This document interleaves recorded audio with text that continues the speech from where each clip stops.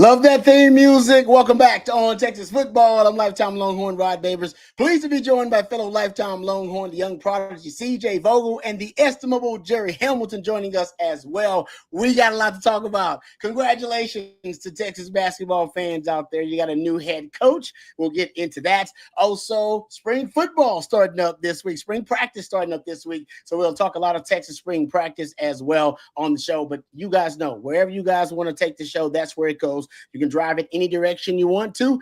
Super chats jump to the front of the line. You can interrupt the show at any time. You also throw out many questions and comments as you can, and we'll try to address as many of them as we can throughout the show. Thank you guys for everywhere you're joining us from. Yes, Texas baseball as well. I was hanging out at Matt's El Rancho, and a couple of Texas baseball fans. They swarmed the place right after the game was done, and came over there to tell us a little bit about it. So I got a chance to listen to some Texas baseball fans talk about how good the Texas baseball team looked this past season. So this past weekend. So we'll get into that too if you guys want to. All right, but Jerry, let's start with the biggest story of the day for Longhorn fans.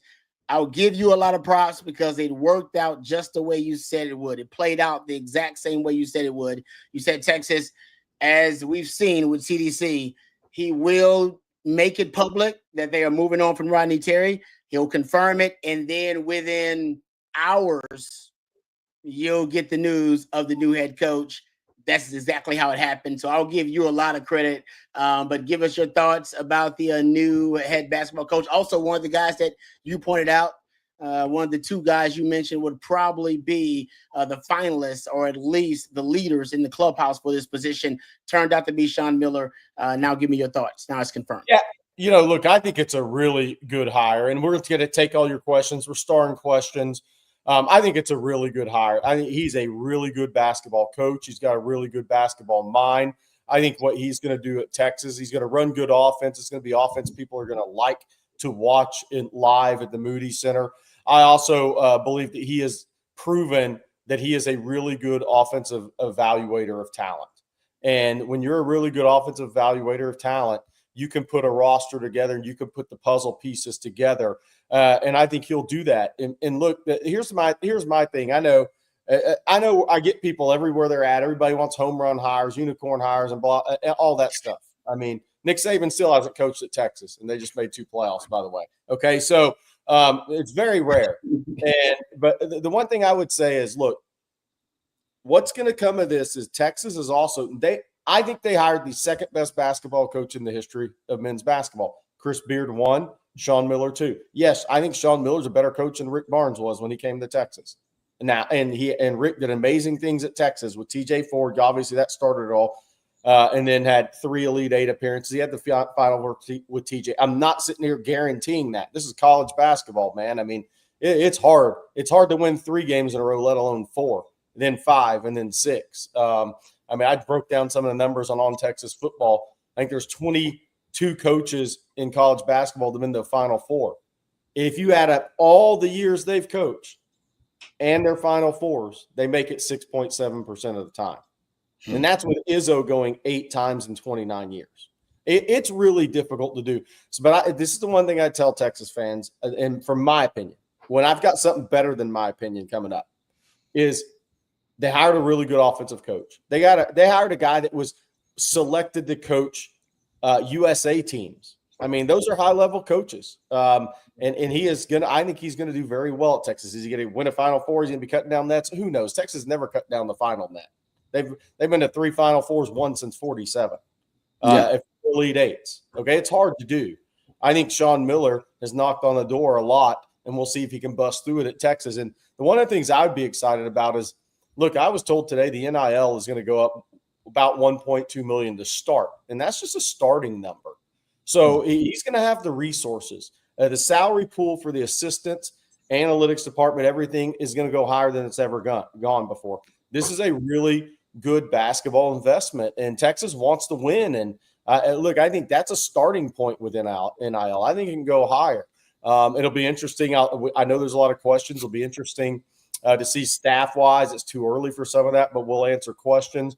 Look, I think he made a solid hire, but I'll say this. This is more importantly, I talked to 3 college basketball coaches today. All 3 thought it was a really good basketball hire. And I'll say this, Jermaine O'Neal who's one of the big names, obviously played in the NBA for 15 years, one of the big names in AAU recruiting. He runs Drive Nation up in Dallas. Obviously, his daughter was a great volleyball player at Texas. There was an AAU tournament practices up in Dallas today, and a prominent father of one of the top recruits in the state of Texas asked Jermaine O'Neal, what do you think about the hire? He said, it's tremendous hire. Guy's a really good X's and O's coach. He's a really good basketball coach. He's gonna go recruit the big men to go with the guards to help maximize the guards. He's going to recruit internationally. In the basketball community, the hire is always a lot of times more popular than with a fan base, unless it's the unicorn and the dreams come true of everybody. I think Sean Miller's a solid basketball coach. Am I guaranteeing Final Fours? Nobody can.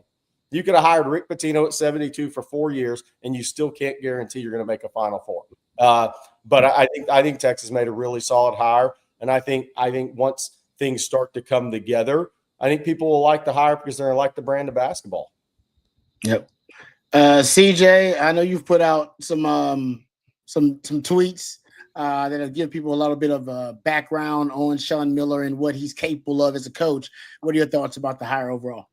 Yeah, I'm with Jerry on this one. Look, the one thing for me is winning in college basketball is tough, right? The year in, year out building of a team, that sustainability of a successful program is not easy. Obviously, Texas fans are familiar with that. But one thing that is consistent is the style in which you play and the way you go about recruiting and building a team. And looking at how Arizona, when Sean Miller was there, their teams were built. Look, you got a pretty good big, but more than that, you got really, really talented guard play. And I was looking it up, trying to find, some conclusions, trying to find some sort of ties between what Texas has been versus what Sean Miller was at Arizona in his time at Xavier. Look, they had some really, really talented guards at Xavier under Sean Miller there.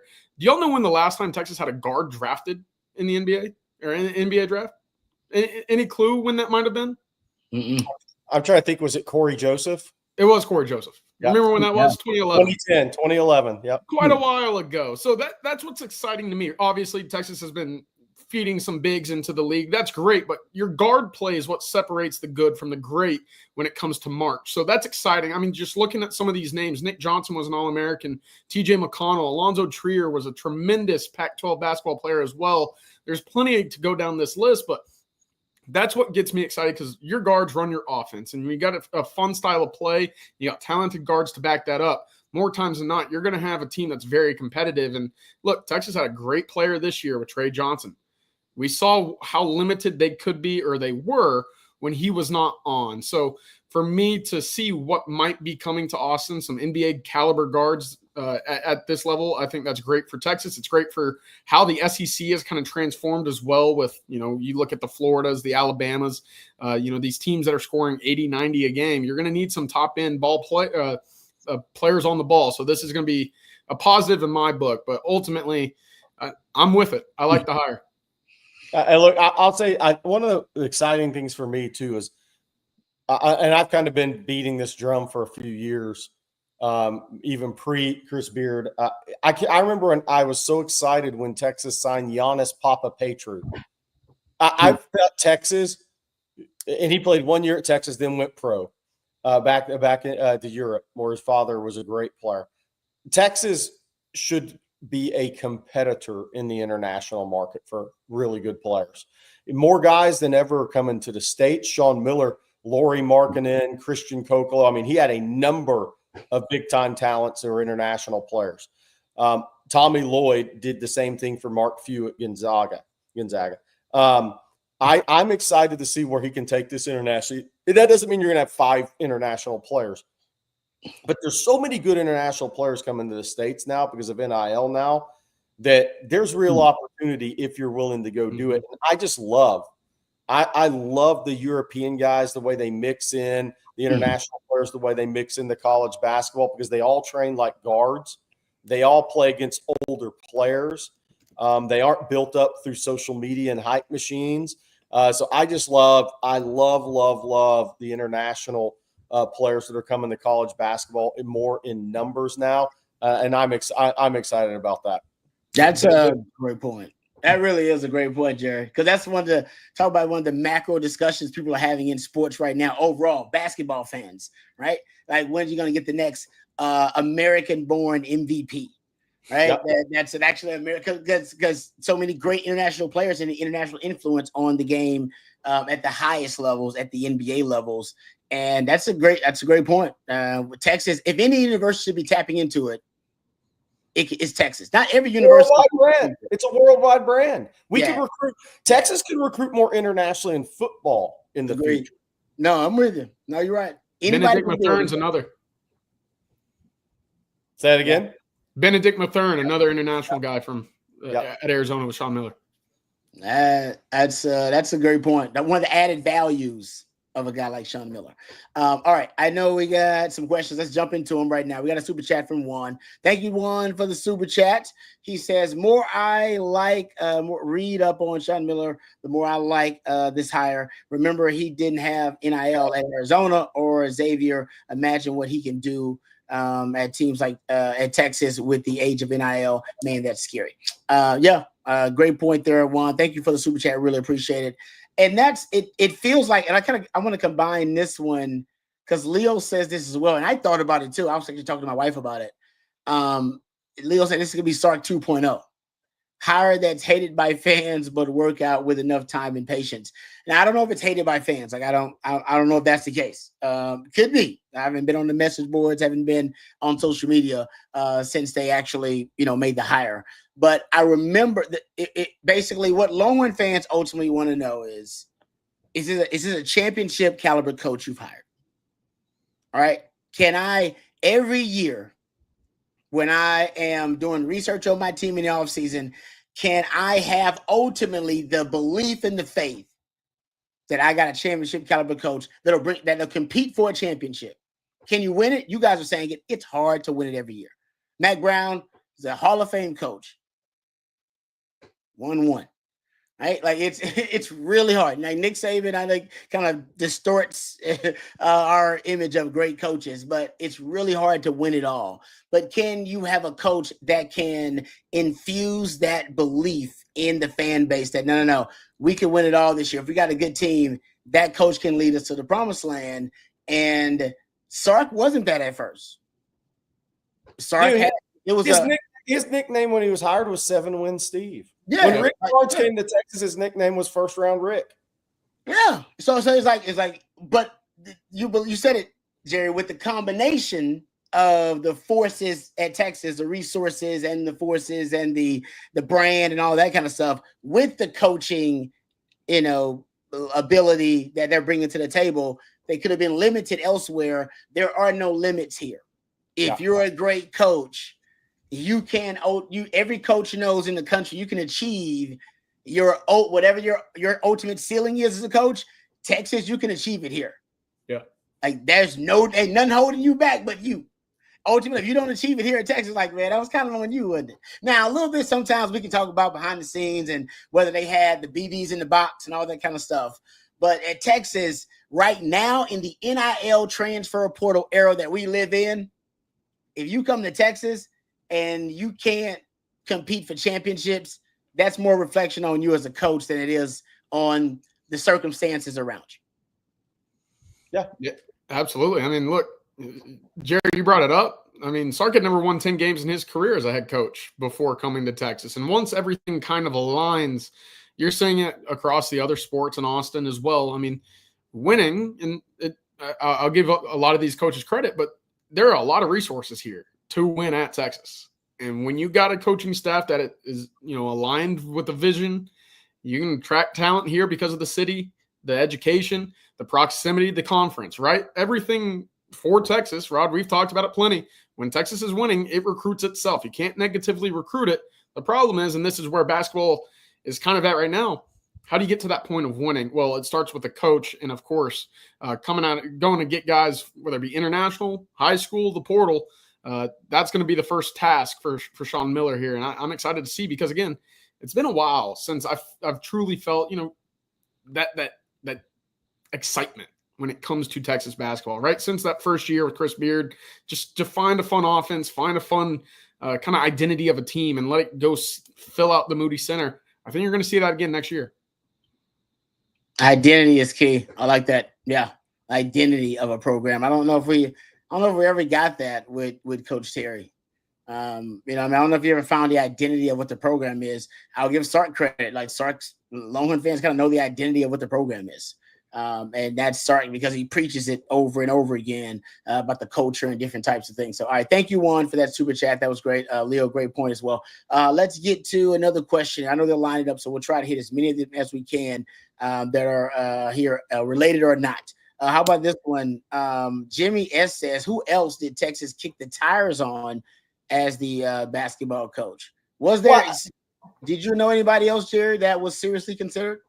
Well, look, I think it's not just Texas. It's the same as anybody. I mean, take away your blue bloods in basketball. If you have an opening, you're going to go call Rick Pitino. You're going to call Bill Self. You're going to call Mark Few's agent. You're going to see what they all say. I mean, it's no different. I mean, think about how many jobs those guys have turned down over the years. For everything we reported and heard, it was going to come down unless a unicorn said yes, which was always unlikely. It was going to come down to Sean Miller and likely Tommy Lloyd. And look, it doesn't mean you're not investing in basketball, because I just already said Texas is investing. They're going 1.2 million more in NIL to start, and that's just a start. And they're investing more in salary pool for assistants and all that than ever before. But, Tommy Lloyd, some of these guys have these crazy buyouts, $12, $15 million buyouts. I mean, those are massive numbers. For instance, say you decided, you know what, we're going to pay Nate Oates $15 million buyout and we're going to pay him $10 million a year.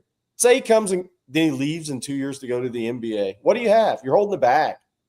You're literally holding the bag you paid him, but you're holding the bag, So I think there's just all those considerations too that, like, look, Bill Self, I honestly think the only job that guy would leave for might be Texas, because his grandkids are in Dallas and his son was the GM of the Austin Spurs and he's the GM of the San Antonio Spurs is his best bud and they love it. But it doesn't mean he's going to take the job. I mean, he's got a legacy at Kansas.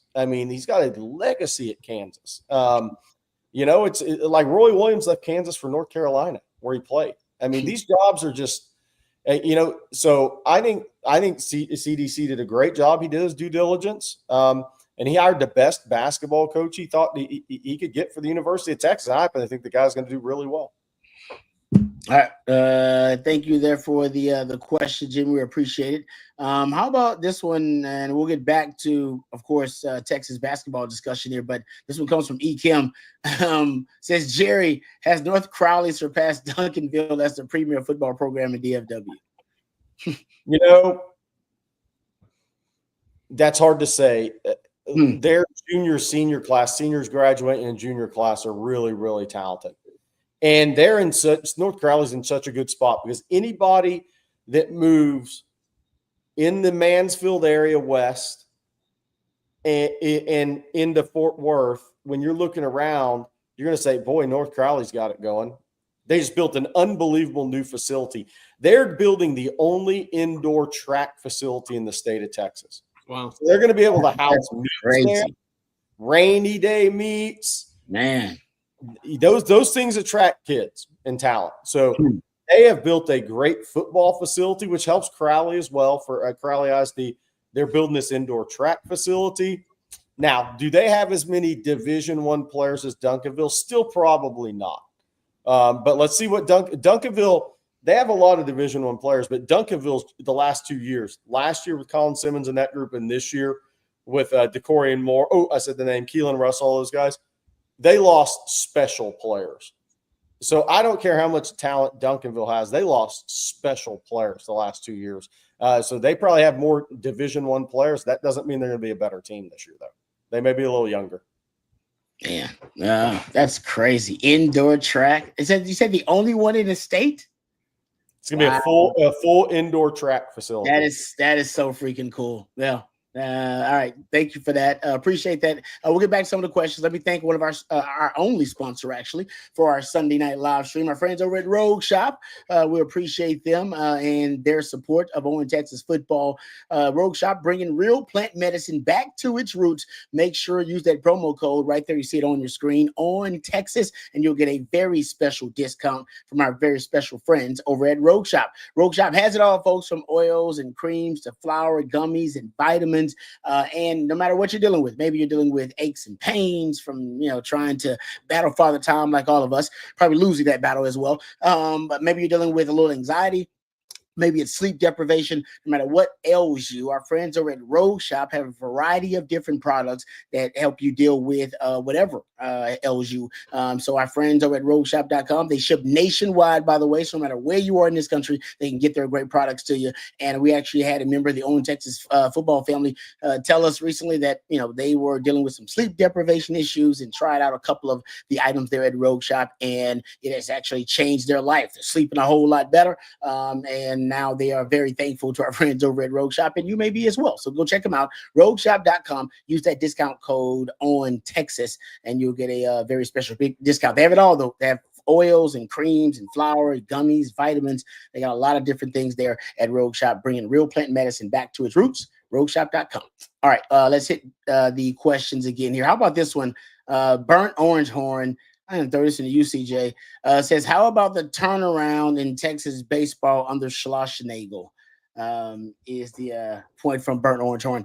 Quite a turnaround for Texas baseball because and I think a lot of the comparisons have been to Texas A&M and where Schlossnagel left, and seeing the absolute dumpster fire of Flustercluck that's happening there, and comparing the coaching now happening at Texas. And it's pretty remarkable. We just talked about it with the resource. If you have the coaching ability, the resources here can help push you over the top. Yeah, absolutely. And that's a big series win for the Longhorns and Coach Schloss today to come away with that win over number 2 LSU, take 2 of 3 out home. Big for Texas, 19-3 on the season. I know that you had a 2-game skid there. It felt like Texas was falling back down to earth a little bit, but no, they bounced back with a great win Saturday night and a tremendous pitching performance by Ruger Riojas and Dylan Volantis earlier today.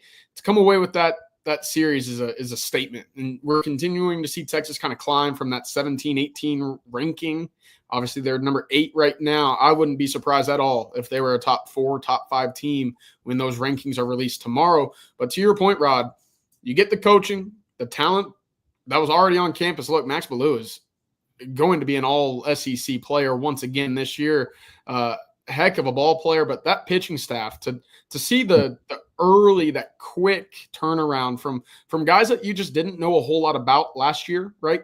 You had some talented arms, but to see the steps that they've taken forward, that's a major positive, of course, because then, hey, even if it's not up to par yet for what this staff likes, you can always just look back at College Station and say, well, that's the same team from 1 through 9 that was just an out away from hoisting their first ever national championship game, and their own 6 in the SEC. So coaching matters, and right now Texas has got it figured out. They're rolling, and looking forward to keeping that momentum going this week. And again, 5-1 in the SEC play. That's a great start because, as we've talked about, you want to be right in that 7, 8, 9 range whenever SEC play starts. Texas was number 8. Now it's all about stacking wins when you can and building a resume that's good enough to host a super regional. Yep. No, it's that's a primary example of kind of what we were talking about earlier. Coach Pierce is a good coach, good baseball coach, no question about it. Did Texas baseball fans, which is a blue blood baseball program, believe that they were that they can compete for championships year after year with Coach Pierce? And a lot of them didn't. And that a lot of that, it's crazy how that ends up being the test. Same thing with Rodney Terry. Rodney Terry's not a bad coach. There's no question about that. I mean, he's not a bad coach. But yeah.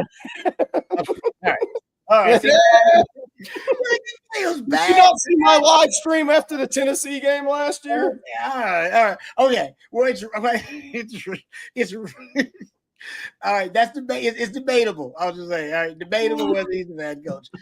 What is that? That's not the standard at Texas. The standard is, do you have a coach that makes the fan base Does the fan base believe that they can have a chance of winning a championship with that coach? That oftentimes is the standard at Texas. And if not, I mean, look at all the sports now. That's really what the standard is turning into. Do you have a chance? Because, I mean, you're not going to win it every year. We know that. I mean, that's being realistic. But your fan base needs to believe that, no, we got the right coach for it. And like I said, for Sark, that wasn't the case till 2023 until he proved, I think, to the majority of Longhorn fans, including myself, that, all right. Yeah. Okay. Yeah, he got it. He's got what it takes. We'll even though he's learning on the job, he's learning at a pace that we all can, we can get on board with that. And I don't think the Longhorn fans are willing to get on board with the pace that Rodney Terry was on if he was learning on the job, or necessarily David Pierce, because Texas, no matter what the job is, it's a different job in terms of what you have to prove. And look, again, 19-3 is where Texas baseball sits right now. Yeah. We talked about it earlier in the year, Rod, before baseball, first pitch was off.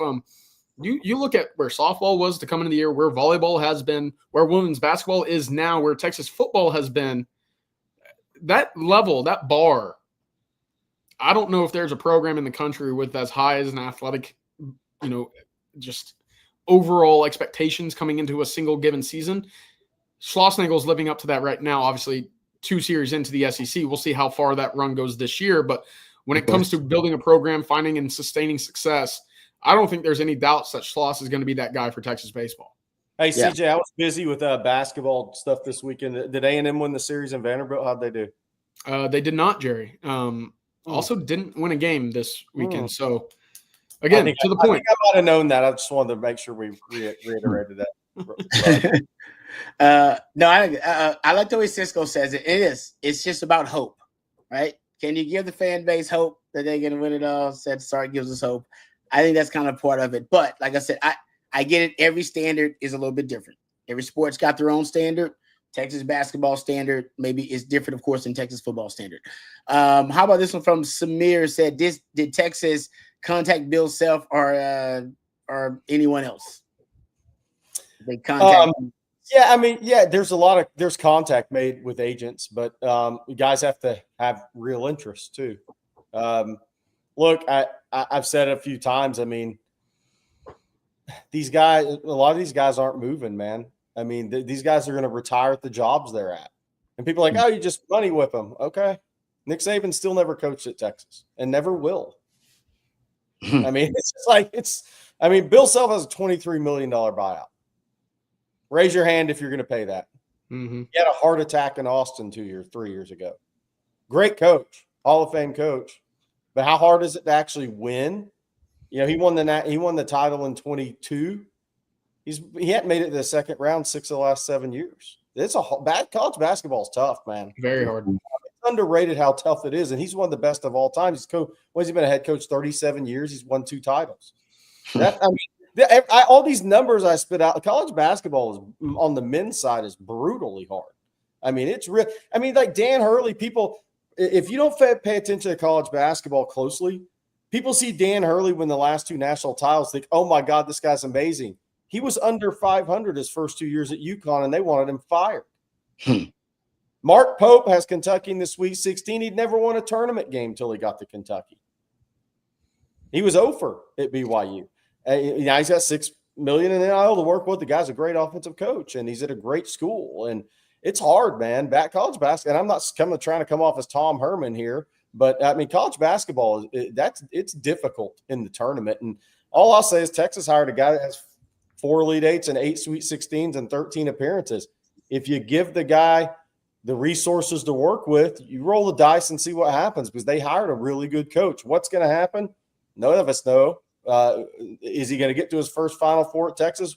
I think every fan hopes he does. Could he be the first to win a national title at Texas? Hey, he hadn't won one yet. Maybe he'll be the first one to do it. I don't know. When Florida hired Billy, and I'm not comparing him, but when Florida hired Billy Donohue, you think they thought they were going to win 2 titles? You just don't know. Billy Donohue turned out to be a unicorn hire. So Mark Pope may end up being a unicorn hire for Kentucky, and he may end up being better than John Calipari was. And that'll have to play out over time. But Texas hired a really good basketball coach today, in my opinion, and we'll see where it goes. Yep. It's a good point. No, you really don't know. Trust me, I remember how Longhorn fans were after, myself included, after 5 and 7. Trust me. It's all right. It's like, what? Yeah, I get it. All right, let's get to some questions here. We got another super chat from Sean. Sean said, Jerry, projected starting 5 for Texas basketball 25-26. Can you even do this anymore? Is this possible with the transfer portal? Well, no, it's impossible. We can get there at the end of April, but right now, look, so here's the things that I'm watching for. There's 3 things I'm watching for from a recruiting perspective for Sean Miller and portal and high school recruiting. 1, his really good lefty guard, Ryan Conwell, 17 a game, one of the best 3-point shooters in the country, 100 makes at 41%. Does he test the waters and go pro, or does he stay? If he stays, I could see that being at Texas. Does he bring Dylan Swain, the 6'8" wing, really good downhill player, slasher, lengthy defender, doesn't shoot it great, getting better? Does he bring him? He had a 6'10" kid who was supposed to be a starter for him that hurt his ankle. I think it was ankle or knee before the season, missed the entire season. So they didn't have one of their top 4 players all year, top 3 or 4 players. Does he bring him back, or does he bring him to Texas with him? We'll see. Then the other thing is, who on the Texas team would he bring back? You know, he obviously he talked about Kendall Weaver. He loves Kendall Weaver's energy and effort and defense. Who wouldn't? The guy's Rashawn Johnson playing basketball. But here's the thing: does he fit in his offensive system? Does Sean Miller look at Kendall Weaver and say, "I can take that guy to the next level offensively"? If he does, he'll for sure try to bring him back. But Texas Tech and U of H will also go after Kendall Weaver. Just look at their style of play. You know those guys will go after him if he jumps in the portal. But then, Jamie Vinson, the 6'10" kid who played a little bit, Texas is very high on him. And I think the kid, he kind of fits Sean Miller. But how much does Sean Miller really know about him? So those are the things who's he going to bring from Xavier? What's he thinking about the guys at Texas? And then there's the high school part of this. He has 2 guys that signed with Xavier in November who are both really good, 4-star prospects, top 100 guys in the country. The 6'5" shooting guard from Westtown High, same high school as Mo Bamba, that guy is really good. He can really shoot it at a high level. He's 6'5", long arms, strong kid too. You would think that he would want to bring that kid to Texas if that kid wants to go that far from home. Then he signed a point guard who was ranked, I think, top 7 or 8 point guards in high school basketball this year out of Gonzaga Prep in Washington, D.C. Picked Xavier over some really good schools. Does he want to bring in a high school point guard now that he's transitioning to Texas, or does he want to go to the portal? I mean, those are things he's going to have to figure out. Does Tremont Mark technically going to have another year? How does he fit in your system?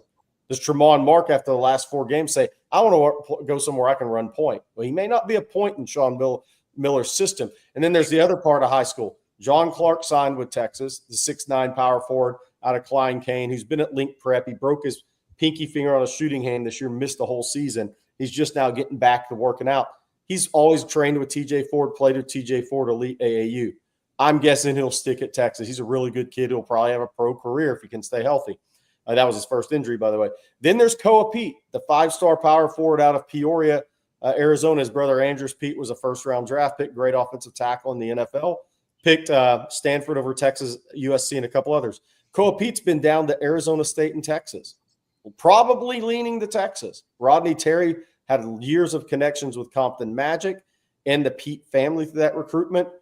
If Sean Miller comes in and tries to go after him, what happens? There's some questions that are going to have to be answered. And do you take a second high school big, or do you just take another big out of internationally or out of the portal if you can get that guy to advance your team in year 1? Those are all things he's going to have to figure out. It's going to be fascinating because the crazy thing is the portal opens the 25th. Spring signing period's not far after that. The window for the transfer portal is March 25th to April 15th. It's going to be really fast-paced. It's going to be fun to watch. Yeah, good stuff there, Jerry. Juan here. Juan's been on fire. Thank you very much, Sean, for the super chat. Juan's been on fire here. I like this point from Juan in the super chat. It says Sean Miller won't have to be under a microscope at Texas. It's football-centric. Sean Miller was at 2 basketball-centric schools. It's football, baseball, and then basketball. CJ, what are your thoughts about it? That's a great point. I never thought about that, but in terms of the pressure that you have to do. Now, still a lot of pressure. You're at Texas, so you got to win. But there's a different amount of pressure being at the at a program, at a school where the number one program is your sport, whatever it may be. Yeah, I mean, it's an interesting conversation, but look, Texas just parted ways with a coach who was 9-4 in conference tournament games and NCAA games. So, look, that's postseason performance, right? You'd take that 9-4, you're showing up in the postseason. But I think we ultimately also realize that the trajectory of the program and the buy-in from whether it be boosters or donors or just the fans in general, it wasn't there, right? You couldn't project the success and have that conversation that we just had, that this is going to be the year that you get over the hump or you compete for a national championship. And as we've talked about, every other sport for the most part at Texas right now is in that conversation to make a run for either the SEC title or a run for the national championship. So I understand it because, again, you look around the country, Oklahoma football has that standard that they like to think. Indiana basketball likes to think that they're at that level as well.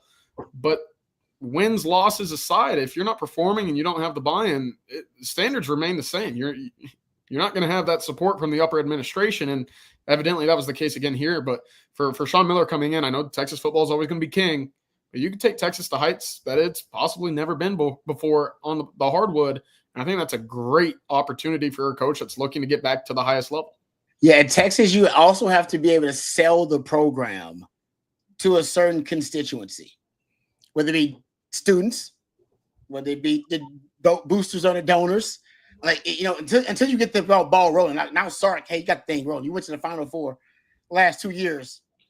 Everybody believes everybody's on board. So maybe now the program sells itself.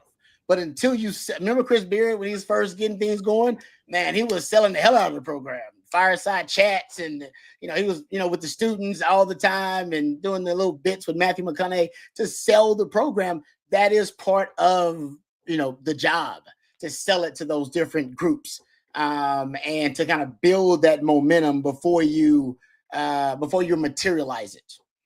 And that's that. Like I said, that's kind of part of it. And like I said, Sean Miller's going to be doing it too. And I think that's kind of what you're getting at there, CJ. Is you need somebody that's going to do all of that. It's not just, hey, I got to go out there and win, and it may take me a while. Why it's taking you a while to get things going on the field or on the whatever the competitive, obviously competitive playing field. You have to build the momentum behind the scenes yourself, and you got to be building it. And I think that's something that Longhorn basketball fans are looking forward to. Because, like you said, that was Chris Beard. That first year, he did a good job. Yeah. He really did. Like, students were excited. It's hard to get students excited about stuff. Yeah. Get them really excited about that. And that was one of the things. Chris Beard could have sold water to a well, right? I mean, he just had that ability to walk in and feel like you were about to get on board with what he was pitching. So is that going to be the same with Sean Miller? We'll see.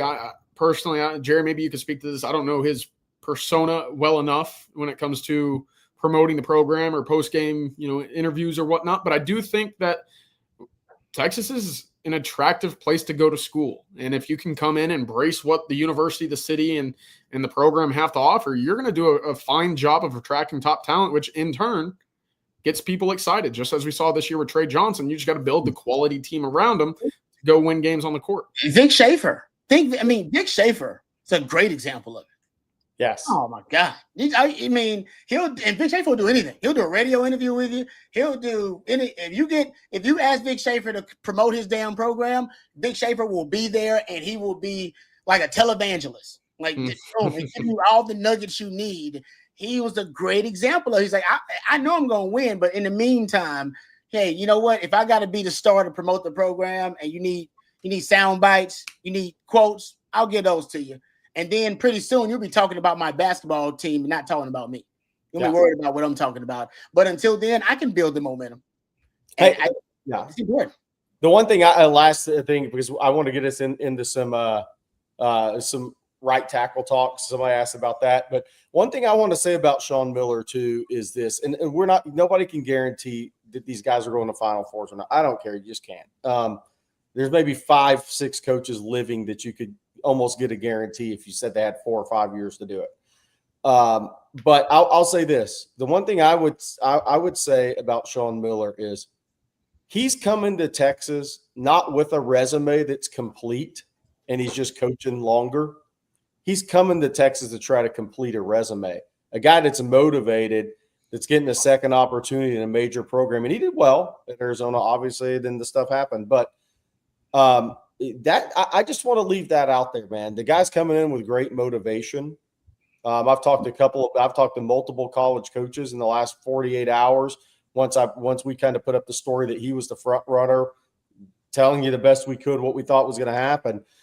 The guy's extremely motivated. He knows there's some meat left on the bone on his career resume, and let's see if he can get it done. I think they hired a really good coach. I like that. We've talked about it for months. The Sarkisian quote: "Addicted to winning, addicted to getting back to where Texas had been previously." You got close. Now for Sean Miller again, he had been in a great situation previously. What can he do to, get beyond that and of course sustain that? So I'm excited for it. I think it's a good hire. He's done more with less. Let's see now what he can do with more. He's done more with less, but now he's got all the resources available to him. And I think that's the belief with CDC is that, hey, he's already done more with less. Now we're going to give him all the resources that he could possibly need to reach his ceiling as a coach. And if he does, then Texas one day will be competing for championships. I think that's the goal. KD35, I'm the best. Thank you for the super chat. We appreciate it. He says, Jerry, does Texas continue to pursue Jabari Mack or reevaluate the wide receiver board here in the spring? Thank you very much. Well, Texas will continue to recruit their top targets. That's the one thing we know about Steve Sarkisian. Now, I think Jabari Mack's tough because CJ and I were standing out there when Junior Day happened. And when I saw his sister walk out from Moncrief Newhouse, I think CJ Jeff Howe and I were standing there, and I said, she is wearing yellow shoes with purple socks and had purple streaks in her hair. If there's ever recruitment that looks tough for Texas, that's one of them. Because she showed up in Austin with that, and I was like, she's making her own statement today. But let's see. I mean, look, Texas isn't going to give up on these guys. I think we know that from Steve Sarkisian, his time at Texas. Naeem Burrows, Tristan Keys, they're just going to try to get these kids on campus. Plenty of time left. There's a lot of kids from the last class that hadn't visited Texas at this point in the cycle. Justice Terry never visited until the Georgia game last year. So there's a lot of time in recruiting. Sark's going to stay on their top targets, the guys they really like. And then this stuff starts to get real even after these guys commit. I mean, targets are being set right now. And it's not Sark, look, Texas just doesn't believe it's over until December, until there's not even a letter of intent anymore. I don't even know what you call it till the contracts are dry nowadays. But it's a long way to go. And Texas will start next weekend with some big official visitors. Next weekend, CJ's when it really gets going. Yeah, I'm 100% with you. If Texas is able to get Jabari back for one of these spring of unofficials, you got a long way to go. But to your point, Jerry, Louisiana kids, if LSU wants you, it's rare that you don't end up in the purple and gold. So that was one of the things I took away from my time in Destrehan as well is, look, LSU came in, put a great pitch down, and evidently enough to secure a commitment here in March. Well, I need to answer this one. March Madness enjoyer. Oh, sorry, hold on. Sorry, I shouldn't put that one up. People are saying, cut that, Matthew, from the live. Xavier, people are saying they're cold feet and it's not done. I haven't heard anything about that, but I'll double check. Yeah, keep trying to keep hope alive. Trust me, we get it. Thank you, Sandman, for the comment. How about this? I was interested in this too because I'm not sure if this has come out. Maybe it has. I know that some of the scholarship numbers have come out, but Cool Joe here, Cool Joe says, "Do we know what the revenue sharing distribution percentage will be for Texas?" I know like Georgia and some other programs have put this out there. Texas hasn't put out the revenue distribution yet, right? Not officially, no. They put out the scholarship like increases in numbers, but not the revenue distribution. Okay, so we don't know exactly what that is. Cool, there's Joe. some strong estimations. The best guesses that we've heard is around 15.5. I believe is that the cap. I believe that was the Ross Dellinger report that came out that was going to be the cap. But Texas again, 75% of that allotted $20 million in revenue sharing, I believe, is going to go to football there. Because Georgia put, I want to say Georgia put theirs out, and Georgia said 75% was for football, and I believe they went 15% for men's basketball.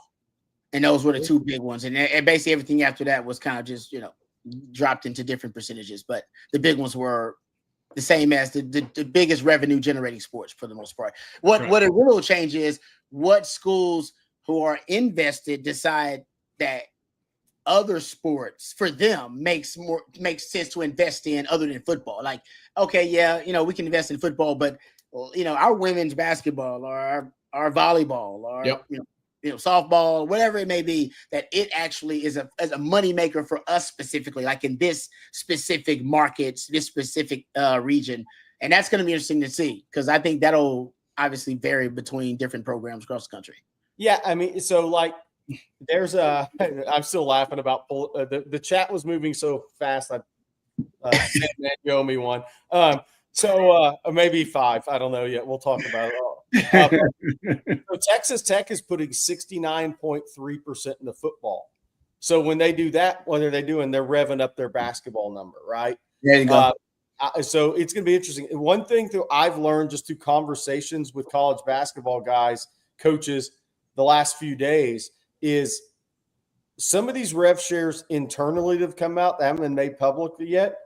There's a couple SEC basketball schools where the coaches went just crazy when they saw that their rev share number was lower. And I'm not talking about Texas. I'm talking about east, that were east of Louisiana, east of Mississippi, that were really upset with how low their rev share looked like it was going to be.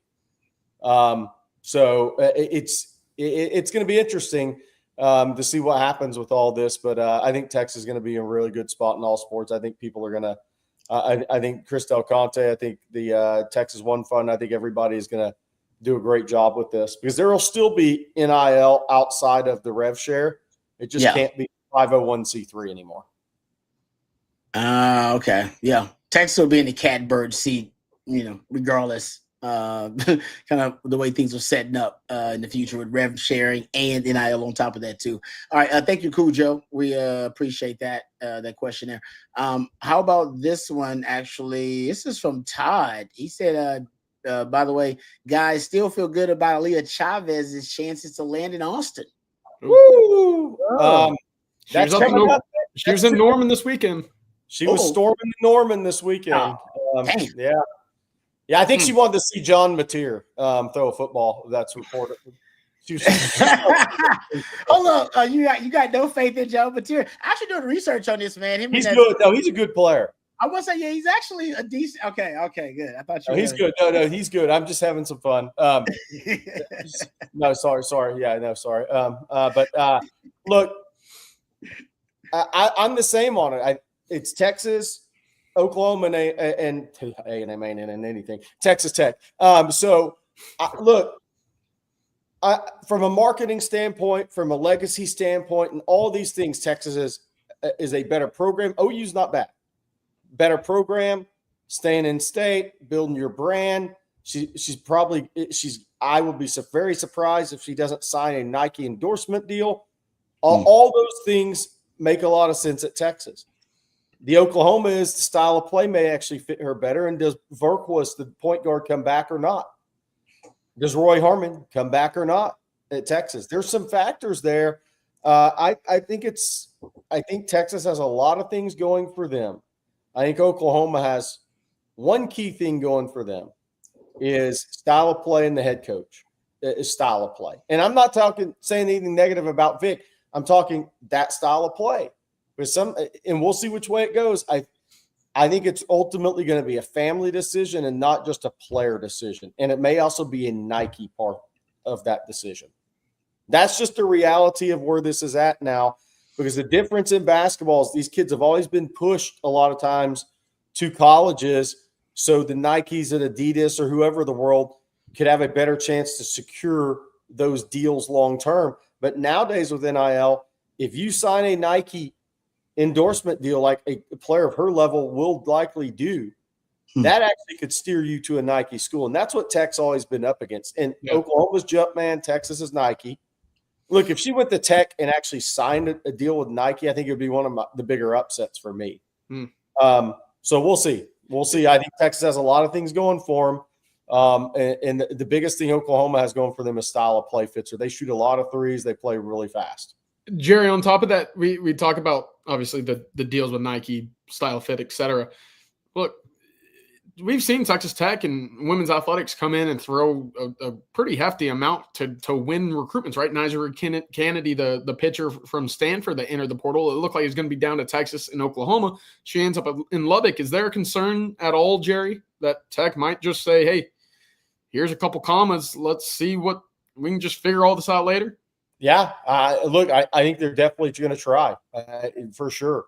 I think if this was a football recruitment, it would be fascination on message boards. It would be battles between Texas and Oklahoma and Tech fans nonstop on message boards. Yeah, I think Tech is pulling out all the stops they can, as they should.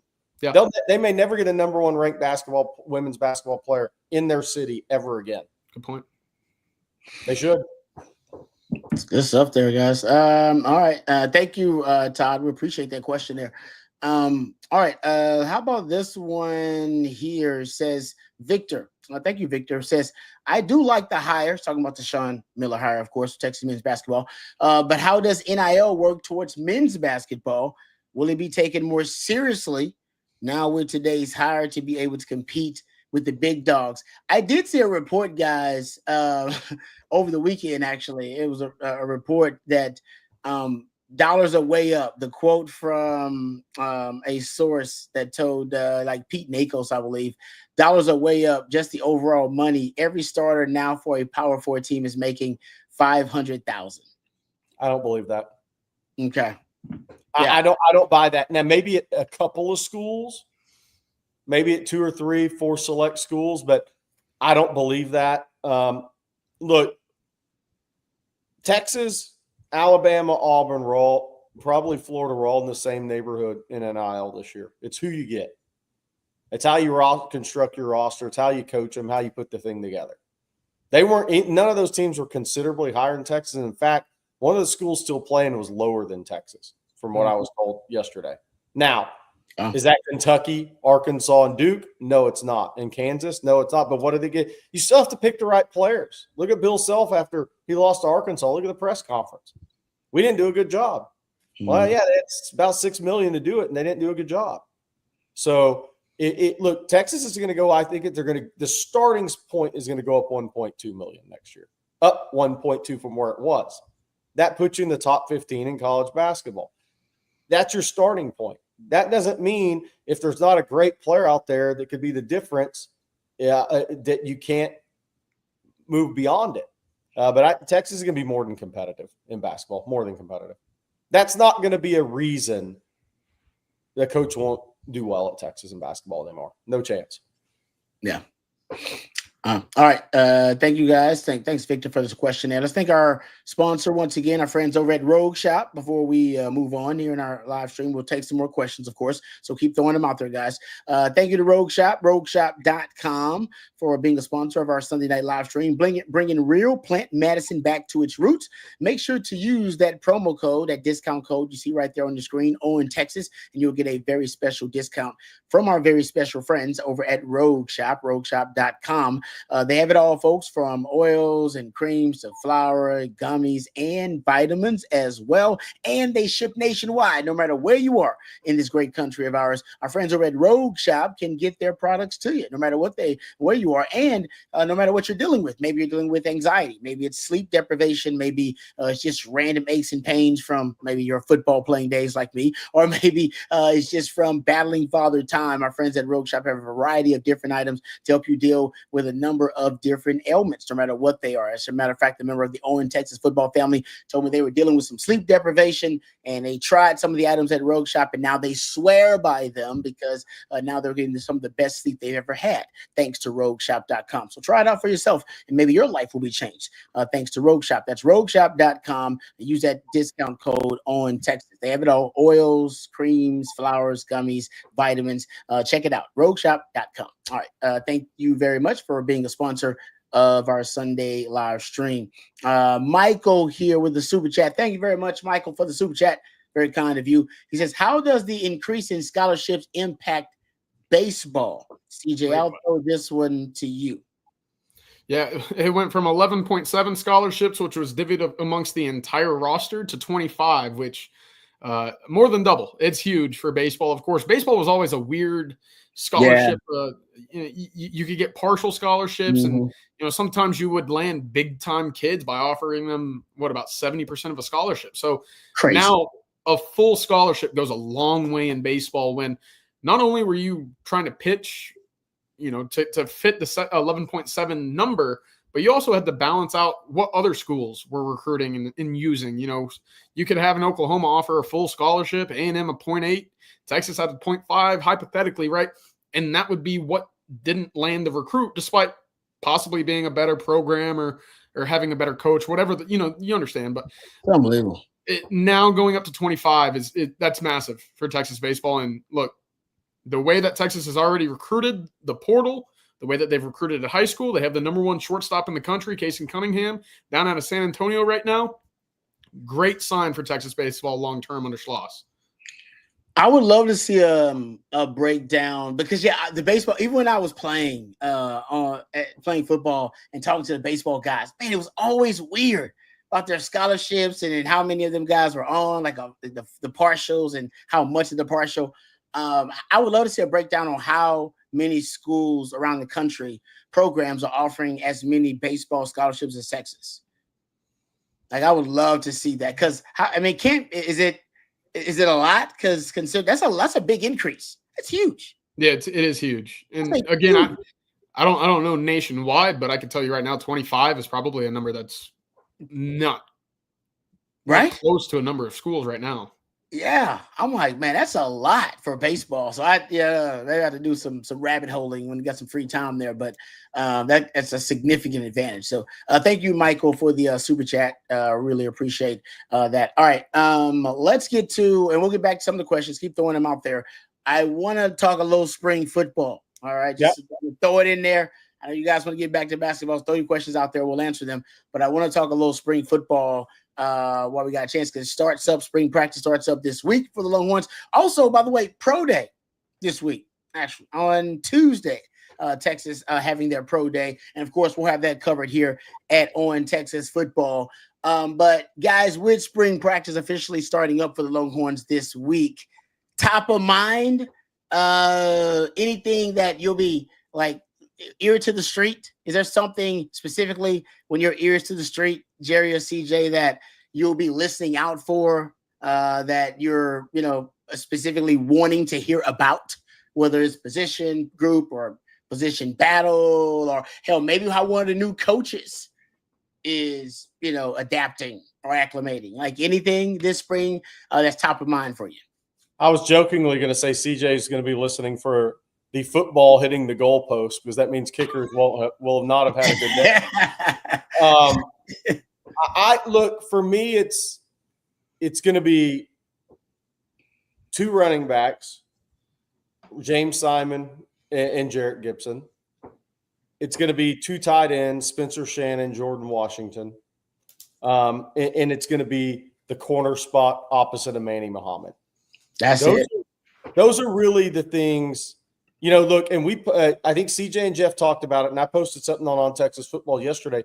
Andre Kojo easily has had his best offseason since he's been at Texas. He was finally 19. The guy showed up at 16, 16 and 11 months. He's finally 19. But I've heard he's had a tremendous offseason. And that means him and Brandon Baker. Brandon Baker's really talented. They're going to have a nice battle at right tackle.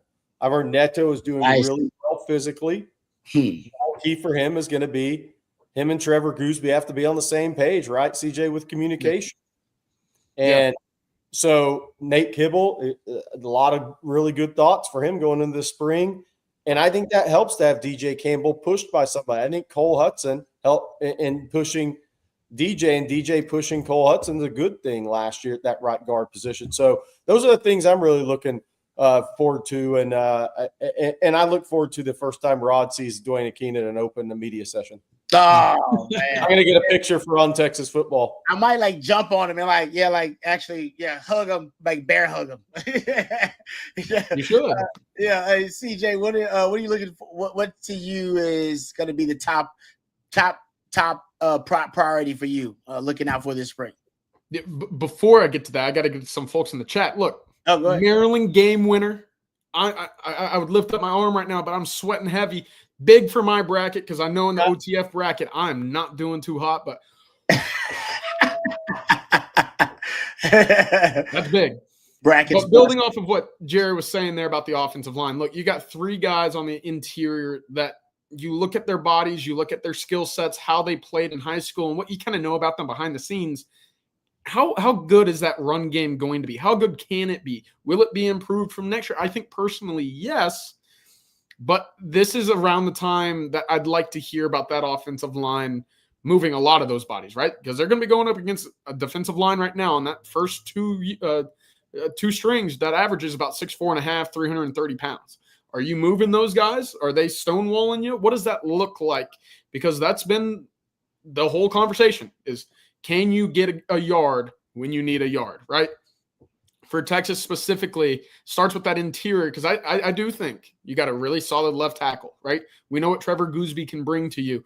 Brandon Baker, Kojo, they're going to battle out right tackle, not necessarily, at a concern point there, but I have to know, can that front line provide some sort of push for you? And with Arch Manning being able to elude and use his legs, can you use that as a sneak proposition as well?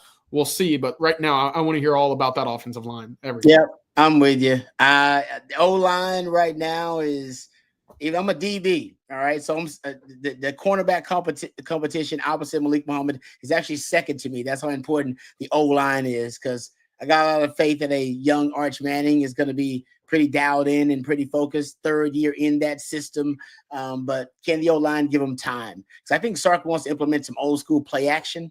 You know what I mean? Like literally some of the, maybe even under center potentially at times, like kind of going real old school traditional play action.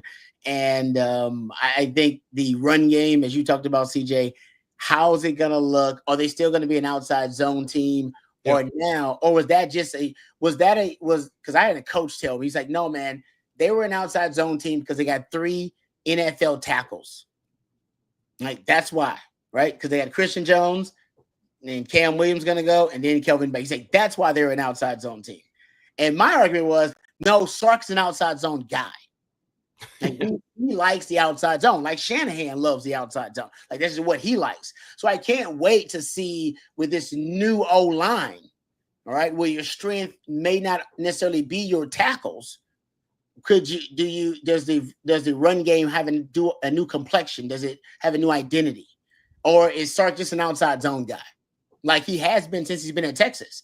Or has that just been, no, Bijan and Jay Brooks and your tackles, it just fit that scheme and it fit that run identity. So that I can't wait to watch that and the O-line. And then, yeah, man, who's going to win that cornerback spot? Is it Kobe Blacks? I think they want it to be Kobe Blacks. I think they want it. Craig here says, thank you, Craig Johnson, for the question. How is Kobe Black coming along? I think they want that spot to be Kobe because we were doing our cornerback previews for the spring, and I forgot all about Warren Roberson. I apologize to Warren. I had to apologize on the air.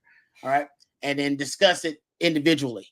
But one of the reasons I kind of glossed over it, that's no excuse, was the coaches started giving Kobe Black more reps at that corner spot throughout the season than Warren Roberson. And I wonder if they are trying to give him more opportunities to win the job. Doesn't mean Warren Roberson can't win it. I think it's a true meritocracy. The best guy's going to win the job, especially with Coach Akina coming in and new eyes all across that defensive backfield. So I think this is actually one of the times where you could get a lot of wild cards popping up in that secondary. But last season, I think they were giving Kobe Black more opportunities to win that job or to earn the trust of the coaches. So can Kobe Black earn? I think he'll get more opportunity. Can he earn the trust of the coaches? I think they'll have a short leash, though. I think if he's not, after given the opportunity, if he's not running away with it, I think they'll throw a lot of other guys out there And I think it'll be potentially your Jalen Gilbo option. Cade Phillips will get some. Warren Roberson will get some potential run there. And that's why, to me, other than the O-line, that cornerback spot opposite Malik Muhammad, really interesting to see how it's going to play out, because I can't guarantee it's Kobe. I think they want it to be Kobe. Yeah, I'm with you. Yeah. Hey, by the way, I got a great idea for spring, because I'm sure Sarks has nothing better to do, so he's listening to us tonight. I want to see Eli Manning show up as full Chad Powers. Love it. Okay, like real makeup. So Arch can't recognize him immediately and have him come out early and be whipping the ball to the wide receivers. It's the new walk-on quarterback. I want to see if Arch would be able to pick out. Oh, well, I've seen this before on YouTube, but you'd have to do it full makeup.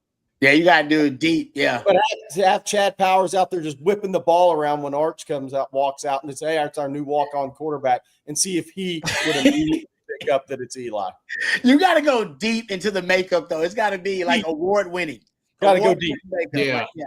I think we should try to pull this off, Texas. Let's do it. See what we need some. Yeah, we need I'm with you. But honestly, that would be hilarious. But I don't know how long you could keep it going. He would know just from the throwing motion. Right? It would look too much like you could change the face, everything, but it would look like Eli's throwing motion, which is kind of unique because I can see it in my head right now. Actually, yeah, kind of Eli's throwing motion. Watched it for so long.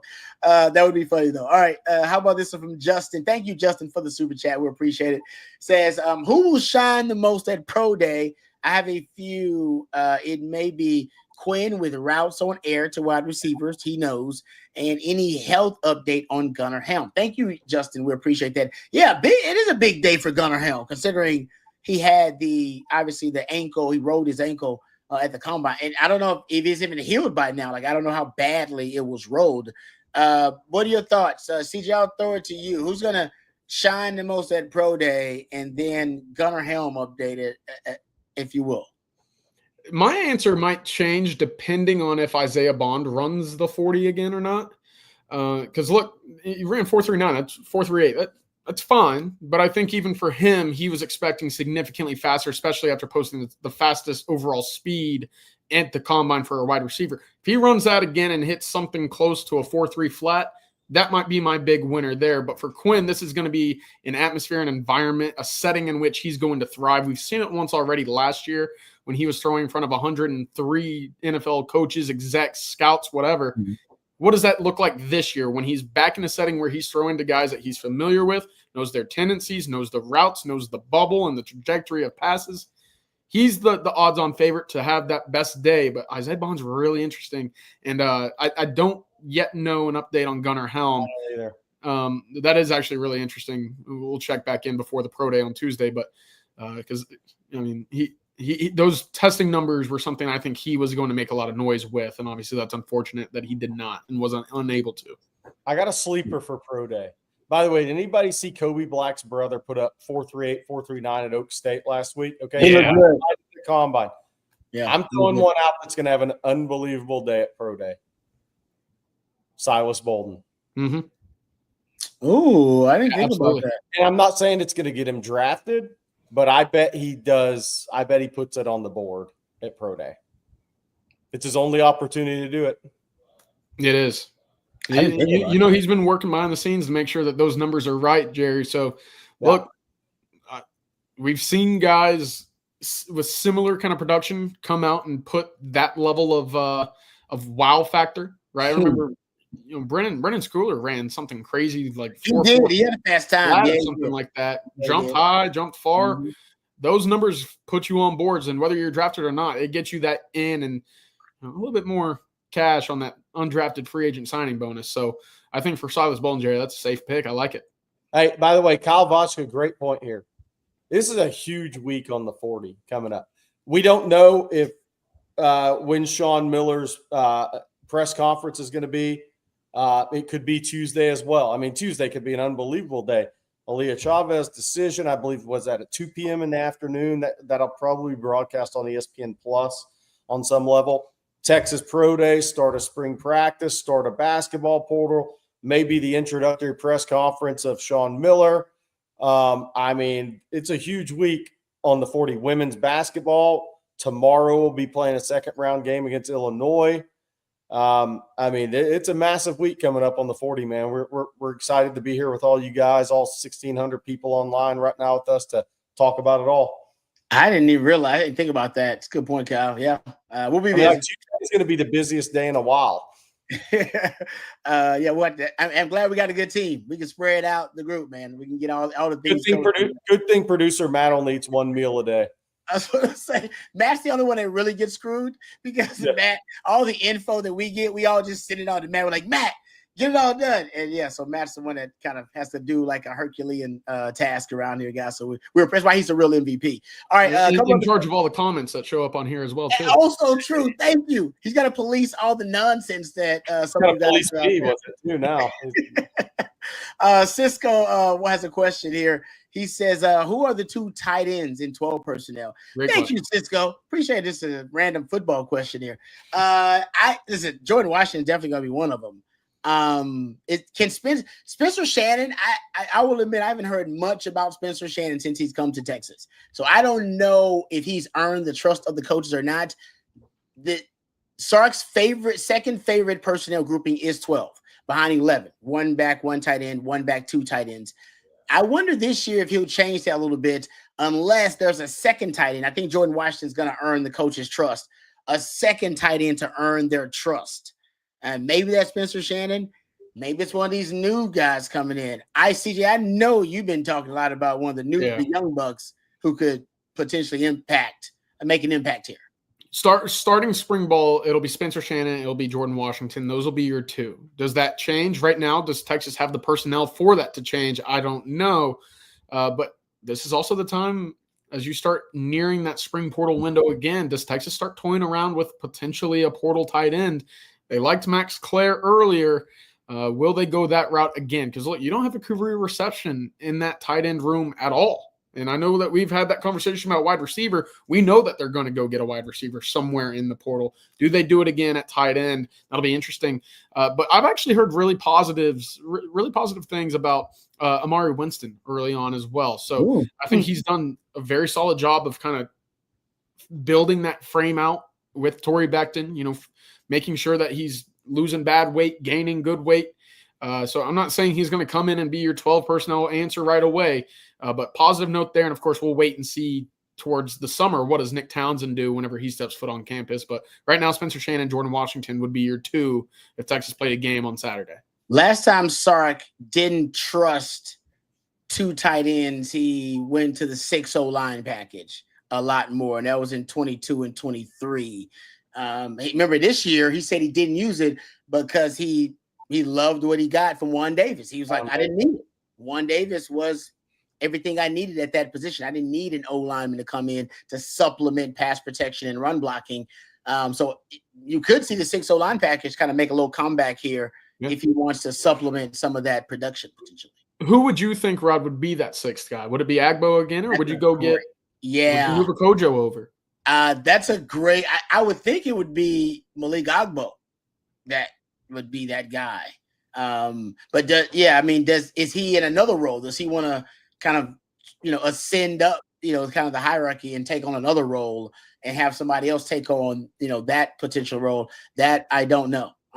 That's a good question, though. But I think if you can't find – because it depends on what you want to do, right? We all – and CJ, you've talked about this, and I agree.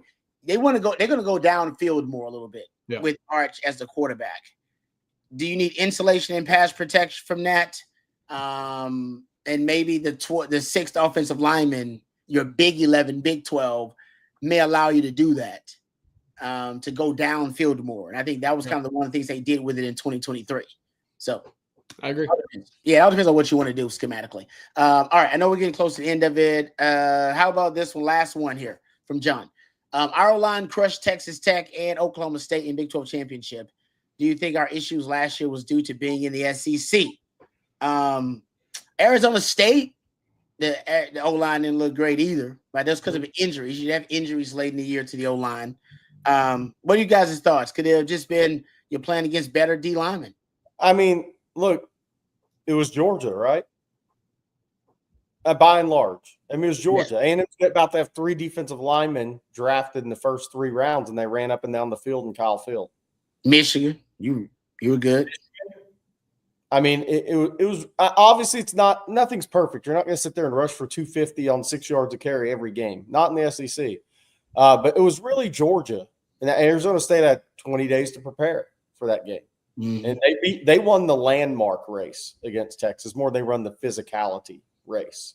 They won Rod agreed. They won the landmark race. Agreed. Georgia won the physicality contest more so.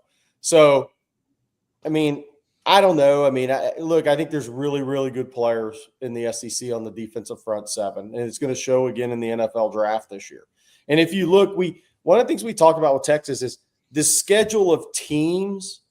Their schedule may not have been as tough as some other teams, but the personnel the Texas offensive line played against, probably top 3 in the country in college football. No doubt.